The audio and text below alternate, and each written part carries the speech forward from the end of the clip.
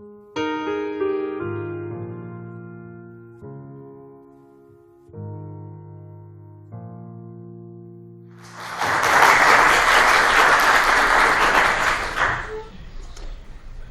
dealing with the Albanians of southeastern Europe, one must distinguish between two major groups of them, the northern Albanian Gegs and the southern Albanian Tosks.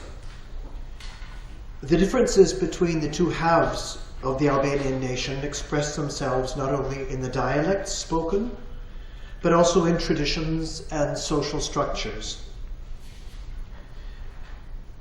Particularly fascinating in this connection are the highland Gegs of the northern Albanian Alps.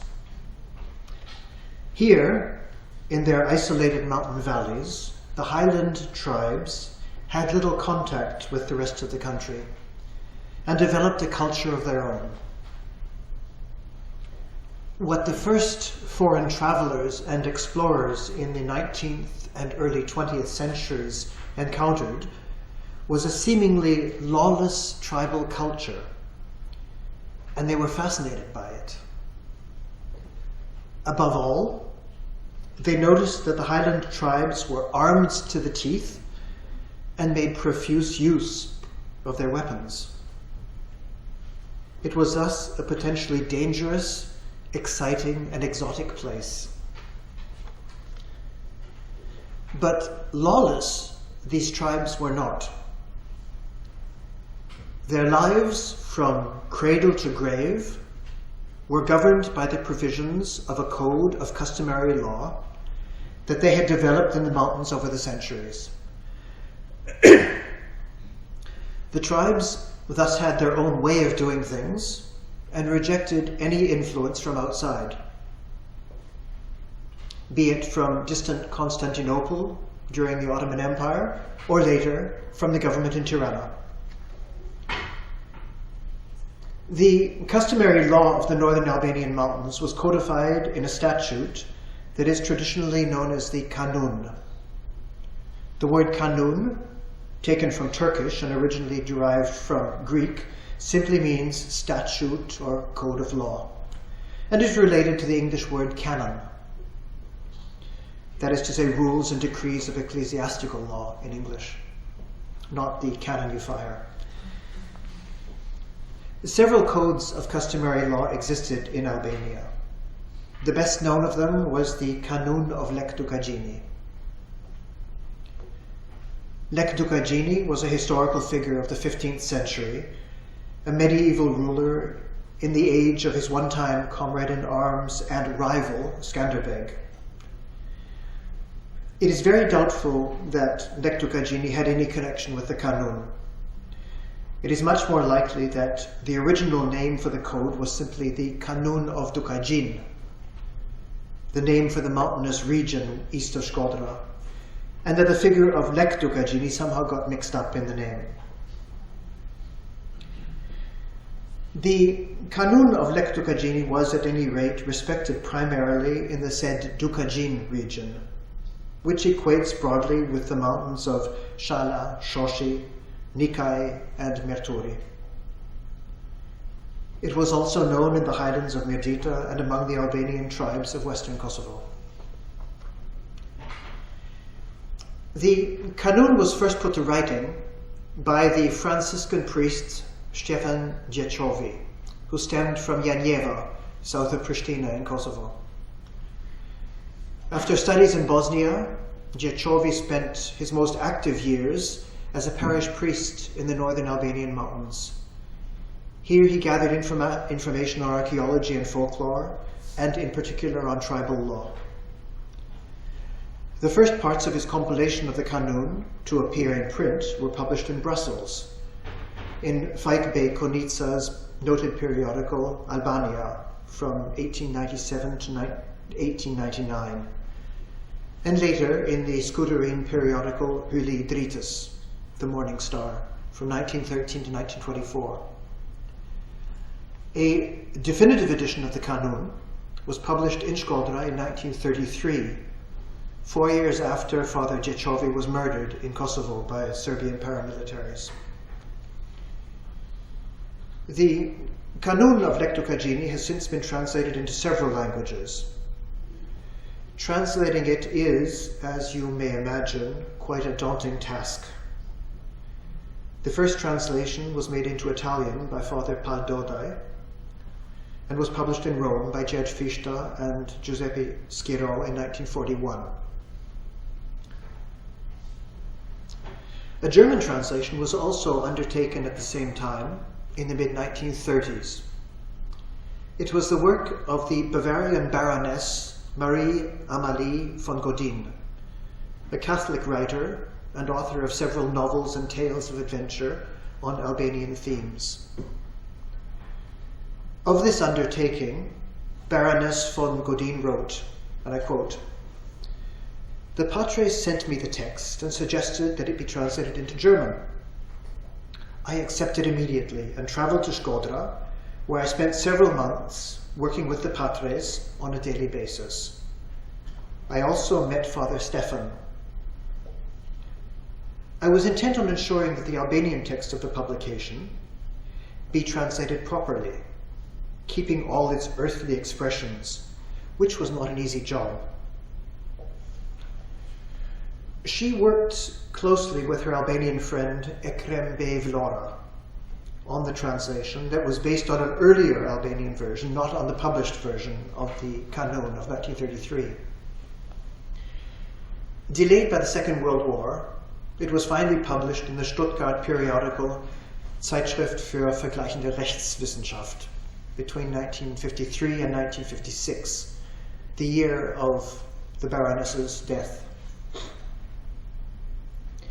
It was this version that I used to publish the Kanun in German in my 2001 edition, Der Kanun, das albanische Gewohnheitsrecht nach dem sogenannten Kanun des Lekë Dukagjini. An English language edition of the Kanun was undertaken by the American Leonard Fox, who had studied Geg dialect with Professor Martin Samai in Munich. It was published in New York in 1989. Of this translation, Fox wrote, and I quote, "The language of the Kanun is notoriously difficult, not only in terms of its vocabulary and syntax, but because the same words are used in a sometimes staggering variety of meanings, as well as because of the extreme terseness of expression." End of quote. This large bilingual edition has been exceptionally influential in making the Kanun better known throughout the world. There have also been translations into Croatian, Macedonian, and French.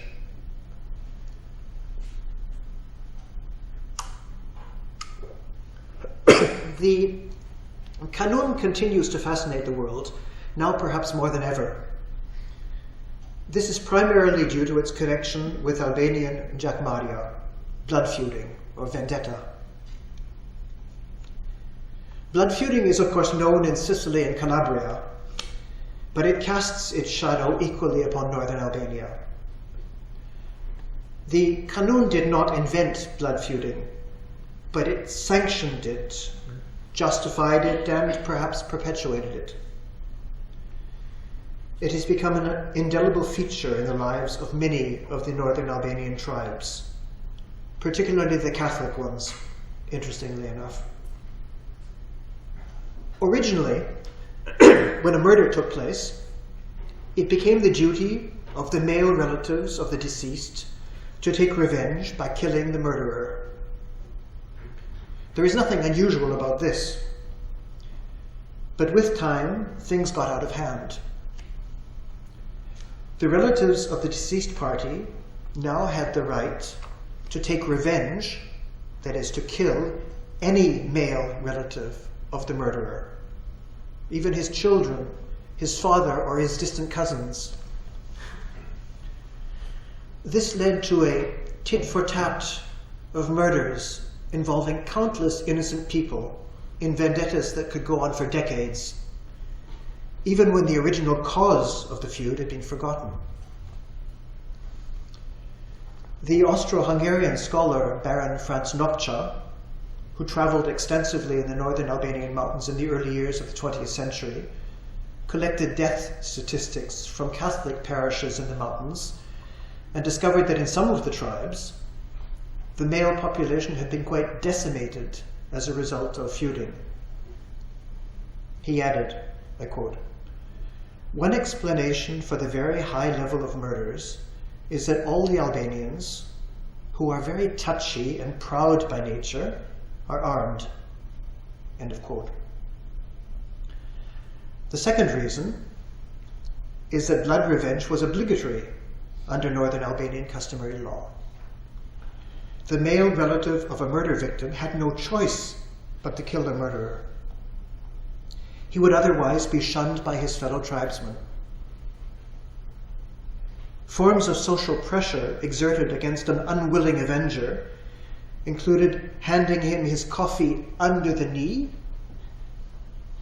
so that he would understand that blood revenge, murder, was the only way for him to retrieve his manhood. In the mid-1920s, under dictator Ahmet Zogu, later King Zog, the Albanian state was gradually able to extend its influence and authority in the northern Albanian mountains, but little was done to repress blood feuding. In the communist period in Albania, from 1944 to 1991, strict measures were, however, taken, and blood feuding was repressed in good measure.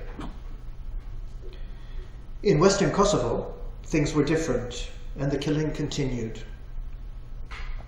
There, by the 1980s, the Albanians came to realize that they would not be able to defend themselves from increasing Serbian oppression if they were busy killing one another in senseless feuds.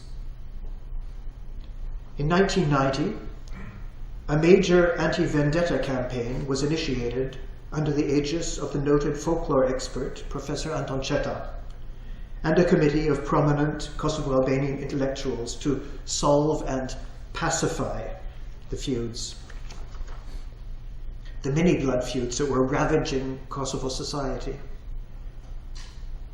In the course of often dramatic scenes during well-attended public rallies, including several among Albanian Americans in the United States, he and his committee succeeded in pacifying over 900 feuds and thus saved the lives of many of the male members of the approximately 4,000 families involved.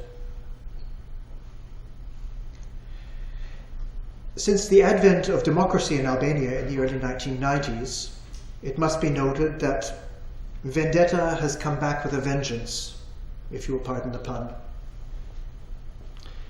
In the region around Shkodra and Lekë, in particular in Catholic communities, there are today many families living in fear and trepidation, where the menfolk rarely leave home and where the boys are unable to attend school for fear of being murdered.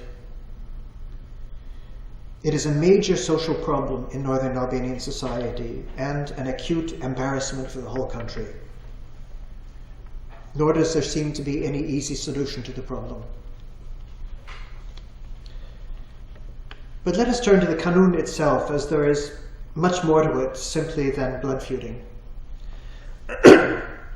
Most of the provisions of the Kanun deal with settling property rights. Under property, I am referring primarily to land and to women. The English version of the Kanun of Lekë Dukagjini, published in 1989, divides the code into 12 books. These are the church, the family, marriage, house, livestock and property, work, transfer of property, the spoken word, besa, honor, damages, the law regarding crimes, judicial law, and exemptions and exceptions. The German version of the Kanun that I published in 2001, and which is broadly similar in structure, also divides the code into 12 books, though slightly differently. These are the church, family, marriage, weddings, inheritance, house, livestock and property, trade, Is that me? Honor, damages, the Kanun regarding crimes. Oh, okay, try over here. The Kanun regarding crimes, Council of Elders, and exemptions. In both versions, the Kanun of Lekë Dukagjini begins with the privileged position of the Catholic Church and of priests. I have here the distinct impression that Father Gjechovi, a member of the Franciscan order, added a few more privileges than were probably present in the oral versions he collected. The stipulations seemed to have been doctored a bit, to say the least. Indeed, I would say that the Kanun of Lekë Dukagjini was heavily manipulated and is thus somewhat artificial in parts. Gjechovi's provisions about the Catholic Church and the importance of the Catholic clergy were probably of his own invention. More genuine, in my opinion, is the more detailed Kanun of Skanderbeg that was codified by Frano Ilia and published much later in 1993. As I have stated above, most of the provisions of the Kanun deal simply with property rights. These involve such things as people surreptitiously moving border markers in fields, the ownership of sheep and goats that wander onto a neighbor's land, and, very important, in the arid Albanian mountains, access to water. Property rights also involved women, who were regarded as such. The Kanun specifically called women a sack for carrying things. Gruaja është shakull për me mbajt. Now, whether this sack refers to the hard physical labor women performed, such as carrying wood, or to the womb and childbirth, I do not know. At any rate, women had very few rights in northern Albanian society. Their only advantage was that they were not subject to feuding. One could shoot any male member of a murderer, but not his wife, daughter, or mother. This meant that women could play an official role, an unofficial role, in mediating between the two sides. But they also had to do all the farming and herding work outdoors because the men could not leave home. Women were, at any rate, considered property. First of all, of their fathers, who could sell them in marriage to the best buyer. Secondly, of their husbands, who had the right to kill them if they disobeyed. And thirdly, upon the death of the husband, of their sons. Particularly disgusting from a modern perspective was the tradition of the bullet wrapped in straw. This was given by the father to the bridegroom among the other wedding gifts, and implied that the groom now had the right to shoot and kill his bride if she disobeyed, and that he would have the approval of her parents to do so. There was only one loophole for women who wanting self-determination or a semblance of freedom. This was to change their gender and become a man. The so-called sworn virgins of northern Albania are one of the most fascinating phenomena of this culture. If a young woman absolutely refused to get married and had the mercy of her parents, she could promise before a council of tribal elders to remain celibate and could then take on the male gender role. These sworn virgins assumed virtually every aspect of the male role in tribal society. They dressed as men, took on male names in most cases, carried guns, smoked, became heads of households, and carried out male work. They were also accepted as men by the other males in the community and could sit and take counsel with them, though without the right to vote. The Albanian and Southern Slavic sworn virgin is said to be the only institutionalized female-to-male, cross-gender, cross-dressing role known in European society. Similar institutions occur in some Indian tribes in North America. The institution of the sworn virgin used to be known in Dalmatia and Bosnia as well, as attested in epic folk songs, but it is presently restricted to the northern Albanian mountains and to neighboring Kosovo and Montenegro.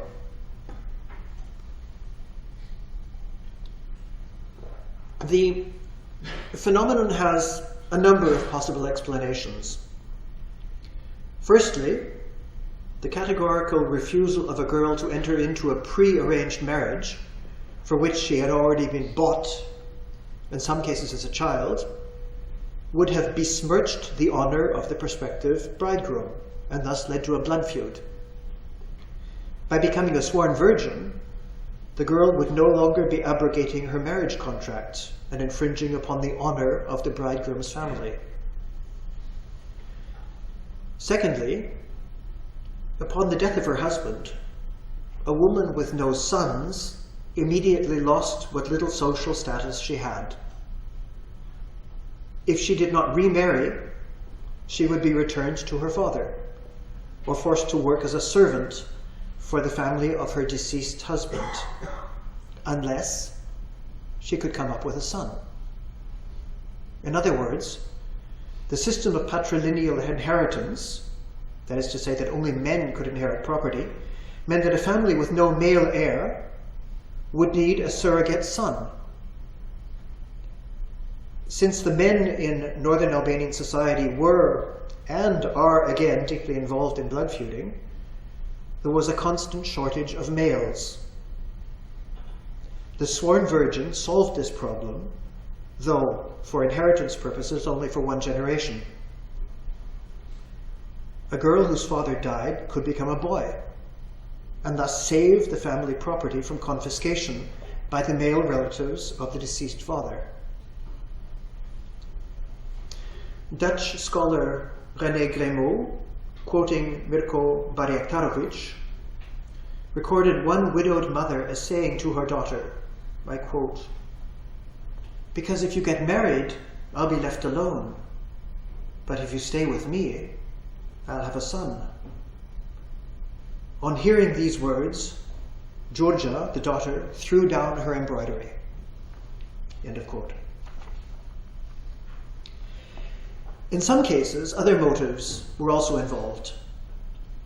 Edith Durham describes her encounter with a sworn virgin as follows, I quote, "She had dressed as a boy, she said, ever since she was quite a child, because she had wanted to, and her father had let her. Of matrimony she was very derisive. All her sisters were married, but she had known better. She treated me with the contempt she appeared to think all petticoats deserve, turned her back on me, and exchanged cigarettes with the men." End of quote. For a lesbian, becoming a sworn virgin could have been the only viable and honorable alternative to forced marriage and submission. The same is true for female-to-male transgender individuals. René Grémeau met a woman who insisted, I quote, "I was not incited by my parents' wish, but because I wanted it that way. I started to dress and behave like a boy. As far as I remember, I always felt more like a male than like a female." The Serbian scholar Milenko Filipovic records the case of a woman who transferred her inheritance to the household of her blood sister, also a sworn virgin, where they lived and worked together for the rest of their lives. Baron Notcha noted one girl who became a sworn virgin so as not to be separated with her father, from her father. One can also imagine, or at least hope from a modern perspective, that there may have been some women who simply wished to avoid the vastly inferior status and subordinate role allotted to them in traditional Albanian society, which was characterized for them by a high degree of gender segregation, obligatory premarital virginity, marital fidelity, heavy physical labor, abuse by men, and in denial of basic human rights. It is very likely, however, that our way of thinking would have been completely foreign to the northern Albanians at the time. It was thought a couple of decades ago that the sworn virgins had all but died out after 50 years of communism in Albania. There are, however, quite a number of them around today, even younger ones. For anyone interested in the subject of the sworn virgins, I would strongly recommend you read Antonia Young's book, Women Who Become Men, published in the year 2000.